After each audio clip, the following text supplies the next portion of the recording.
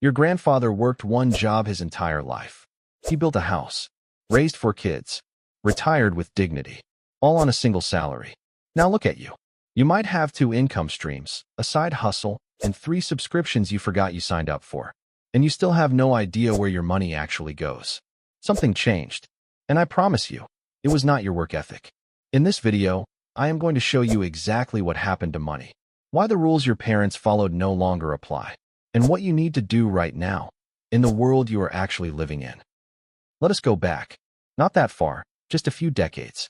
Your grandparents' generation had a simple relationship with money. Money meant survival. That was it. They earned enough to eat, to keep a roof over their family, and to stay safe. Nobody was thinking about building a personal brand or creating passive income streams. They were thinking about 2 meals a day. And here is the part that might surprise you. They were happier. Despite having far less, previous generations reported significantly higher levels of life satisfaction. Why? Because their minds were at peace. No notifications, no comparisons, no highlight reels. After work, they sat with their families. They laughed. They rested. Money was a tool for living, not a scoreboard for winning. Then something happened. The internet arrived. Then smartphones. Then social media. And money stopped being about survival. Money became about identity. Instagram showed you someone your age living in a penthouse in Dubai. TikTok showed you a 22-year-old driving a Lamborghini. YouTube showed you people sitting in mansions, telling you it was easy.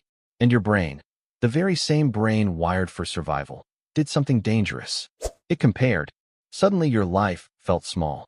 Your apartment felt embarrassing. Your salary felt like an insult. Even if, by every historical measure, you are living better than 99% of all humans who have ever existed. This is called social comparison theory. Your happiness is not determined by what you have. It is determined by what you have, compared to what you see others having. And social media shattered that comparison completely. Today, an entire generation is unhappy. Not because they have nothing, but because what they have does not look like what they see on their screens. The fear of being left behind is more powerful than the joy of moving forward. And that fear is silently costing people their mental health, their decisions, and their money. Now here is where it gets serious. While you are busy comparing yourself to strangers on a screen, the ground beneath your feet is already shifting. Jobs that existed 5 years ago are disappearing. Artificial intelligence is automating entire industries. The economy is now rewarding completely different skills than it rewarded your parents' generation. The advice your parents gave you? Get a stable job. Save money in the bank. Buy a house. Some of that still holds true, but a significant part of it is dangerously outdated. The people winning financially right now are not always the ones working the hardest. They are the ones who understand money differently. They treat money as a system. And a system, once you truly understand it, works for you, even while you sleep.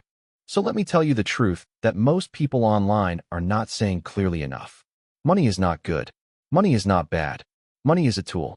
And just like any tool, a hammer, a saw, a scalpel, it is completely useless if you do not know how to use it.